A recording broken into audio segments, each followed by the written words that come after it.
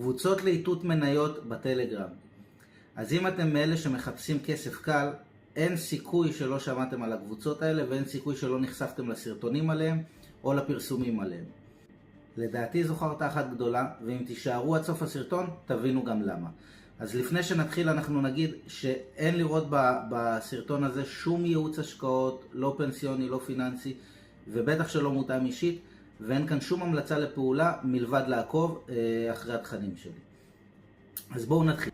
אז לפני שאני אתחיל להסביר כמה הדבר הזה הוא חרטה, בואו נבין קודם כל איך שוק ההון עובד בכוונה בפשט של העניין. בסדר? יש הרבה דברים מסביב, אני בכוונה מסביר את זה כמה שיותר פשוט כדי שכולכם תבינו. בסופו של דבר מדובר בהיצע וביקוש.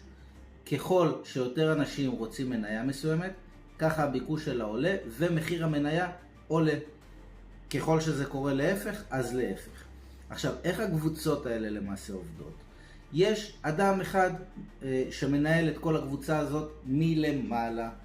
הוא לצורך העניין רואה איזושהי מניה שאף אחד לא שמע עליה, אף אחד לא מכיר אותה, וגם אף אחד לא באמת יודע מה היא עושה. אבל זו מניה שנסחרת בדולר אחד למניה.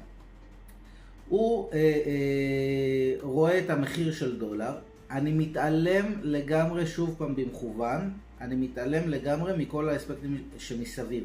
לא משנה אם המחיר הזה ריאלי למניה או לא ריאלי למניה. בסדר? תנטרלו את זה כרגע. הוא קונה את המניה הזאת במחיר של דולר אחד למניה. כמובן שהוא לא קונה מניה אחת אלא המון. ורק לאחר ביצוע הקנייה הוא שולח את האיתות לקבוצות הטלגרם שלו. עכשיו שוב פעם תבינו, בקבוצות האלה קיימים 500 אנשים, אלפי אנשים, לא יודע כמה, זה לא באמת משנה, אבל זה כמויות של אנשים, שמספיק ש10% מהם ראו את אותו איתות ולחצו על קניית המניה. כמובן שכל אחד לא קונה מניה אחת אלא קונה כמויות של מניות, זה אוטומטית מגביר את השווי של המניה ודוחק אותו למעלה. אז אותו בן אדם קנה פה, השווי שלה כרגע פה.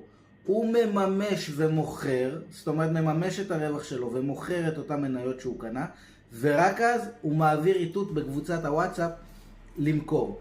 ואז אם מחיר המניה עלה לכאן, הוא חוזר בחזרה למחיר של דולר של מניה, וככה כביכול כולם עשו רווח וכולם מרוצים. השאלה אם זו הדרך שאתם רוצים לסחור, ואם ככה אתם קוראים לעצמכם סוחרים בשוק ההון. אז כל אחד ייקח את זה לשיקול דעתו.